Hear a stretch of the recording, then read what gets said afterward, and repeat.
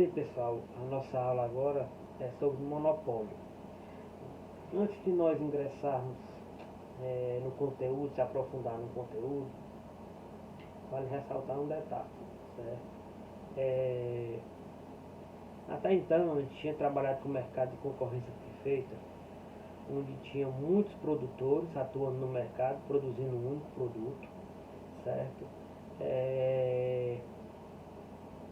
E cada produtor, de forma individual, não tinha poder de determinar o preço de mercado. Ou seja, os produtores são tomadores de preço. Ele não pode, numa ação individual, determinar o preço de mercado. Certo? Contudo, existem os mercados de competição imperfeita. Esse mercado de competição imperfeita, eles têm como características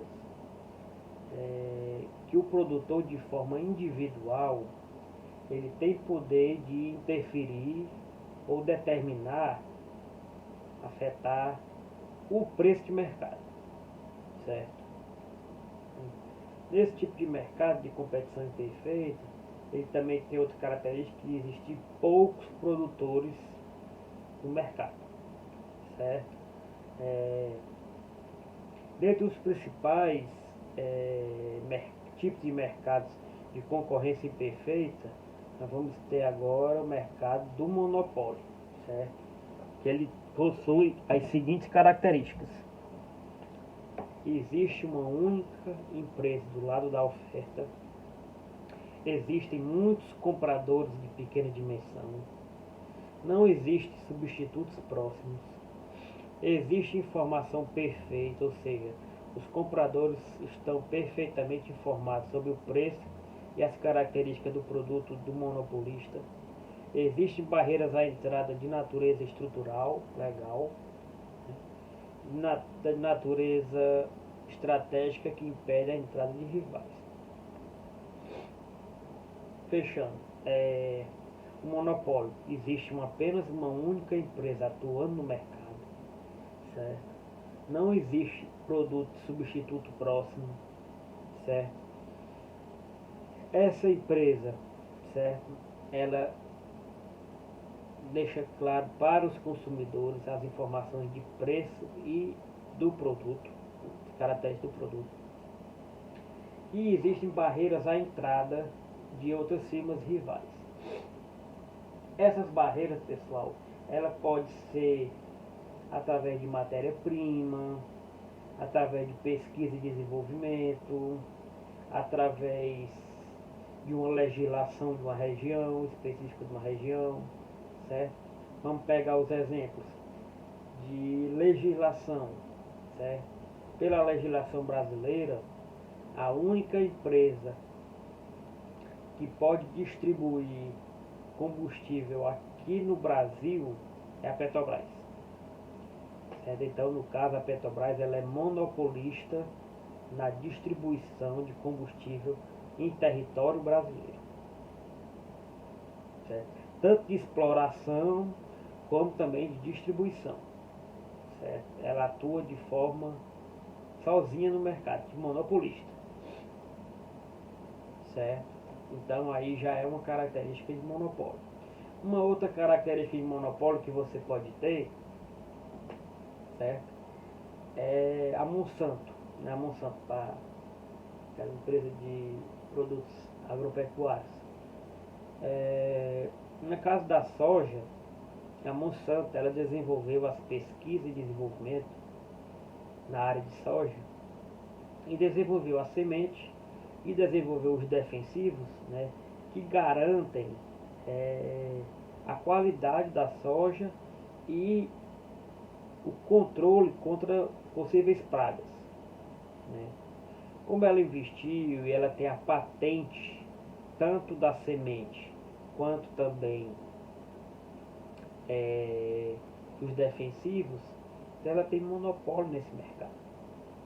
Ela determina o preço de mercado desse produto. Certo? Quem vai estar comprando sementes e defensivos dele está garantido contra pragas. Entendeu? Uma outra questão que você pode ter de monopólio é se você tem uma única empresa de exploração de madeira no território, aí seria monopólio, certo? Ou seja, essa é a situação de mercado em que existe uma empresa que determina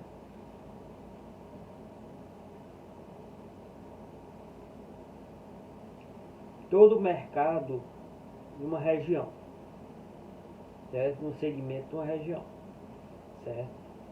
Sem substitutos próximos, certo?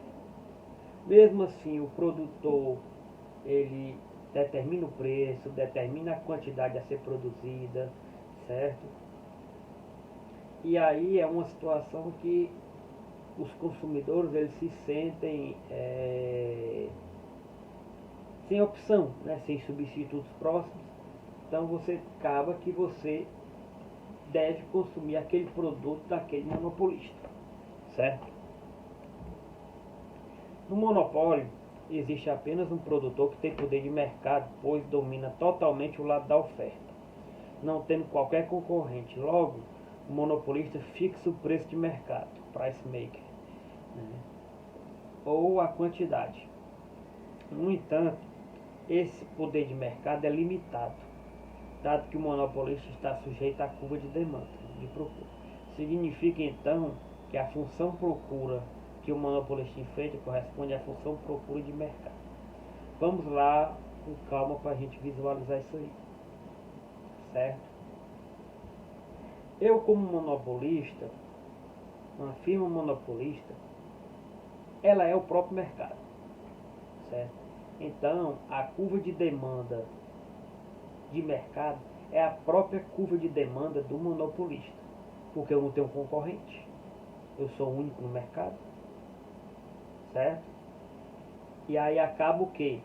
Que a curva de demanda de mercado é a própria curva de demanda do monopolista, né? Vocês se lembram que no mercado de concorrência perfeita, a curva de demanda individual da firma, ela era uma reta horizontal, certo? Por quê? Porque ela não podia determinar o preço.